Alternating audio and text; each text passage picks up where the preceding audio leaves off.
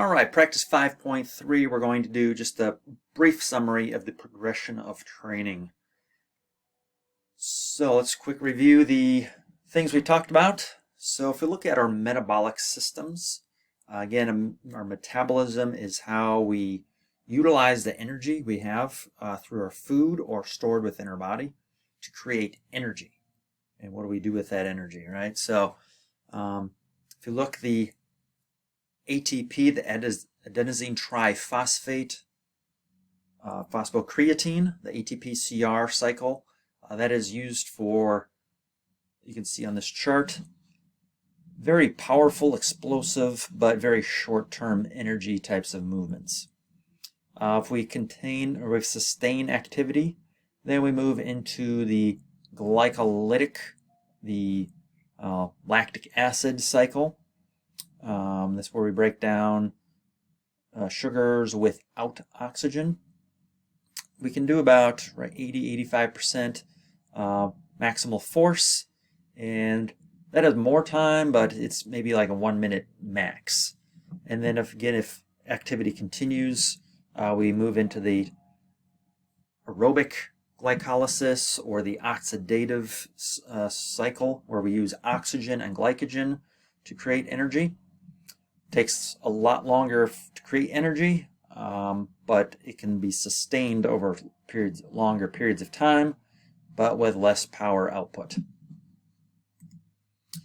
So again, this is just kind of a similar summary, right? That this ATP-CR cycle, this really targets those type 2B muscle fibers that are really designed for that quick, powerful, explosive exertion, and it needs a high stimulus in order for that to occur. That cannot last very long, so then we move into the anaerobic glycolysis. Again, that can last up to about 30 seconds of activity, and we begin to target some of those type 2A transitional muscle fibers. And then we can get into that 1 minute to 90-second cycle here, and then we're really targeting more of those transitional muscle fibers. So this might be sprinting down a basketball court or across a soccer pitch, maybe more of your wide receivers in football. And then if activity continues for more than 1 minute to 90 seconds, we move into the aerobic energy systems. And here we are typically targeting those type 1 muscle fibers. So again, think about your sport. If the activity requires more than 1 minute, minute and a half of sustained activity, we should be targeting the aerobic systems.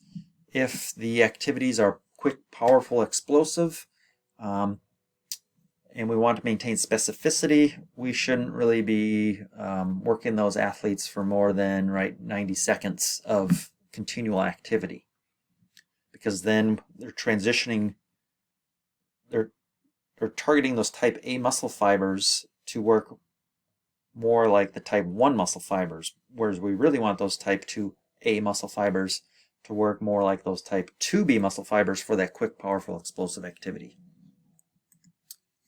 So as we plan the daily workout session, we begin with a warm-up. Oftentimes we overlook this for some reason, we think we don't have time for it, or it's not really pertinent to our activity. Especially when you have a team, the warm-up can help kind of build some of that social interaction in the team as well. You can kind of build some of that into your warm-up as well. We want to have more of that sports-specific movements with the dynamic flexibility, and then we move kind of from that general to more specific, maybe from kind of stationary to moving. We continue to build the respiration, core temperature, and then we can move into more of an aerobic type of warm-up. Again, this might depend on your sport. So again, if you're working with defensive linemen, maybe you'll limit some of this aerobic activity, but some of it might be kind of more the run-throughs, kind of walking through, maybe working on some of that coordination more. And then we build the intensity into more of that strength power phase. We're running through more kind of game-like settings. And then the cool down is very important as well. We don't want to overlook the cool down. Again, many of us do. I'm guilty of just kind of doing a few stretches and calling it good. But really, after activity, that's where our body's really more susceptible for that plastic elongation, right? Our body is warmed up. So if we do more of those static stretches, that's, again, our muscles are more susceptible for that stretching. We have, after activity, most of our blood is in the peripheral system, our arms, our limbs. So what stretching can do, more static stretching, it can help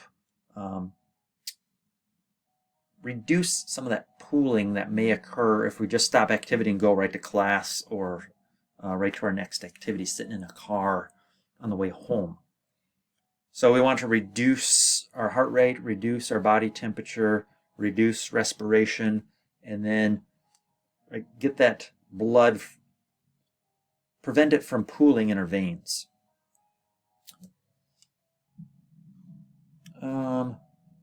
And there's some evidence, right, that a appropriate cool down can help reduce some of that delayed onset muscle soreness that someone might experience a day or two later. So, right, if we want our athletes to continue to be ready for activity, the cool down is actually helping them for later in the week for future performances. All right, for just a little bit of review here, again, I do have a series of different exercises, kind of the lunges. So what you can do in your group, maybe think about this before you come to your group, is what sequence or what order would be the most appropriate to transition from, right? This guy here, right, might be just doing a standing lunge. And then you can see here, these would be more of like a jump type of lunge. Okay. This guy's doing like a lunge with, looks like an upper body rotation. So that's just kind of there. And then again, come to your group prepared, but also maybe be prepared to discuss some of these questions, right, in review.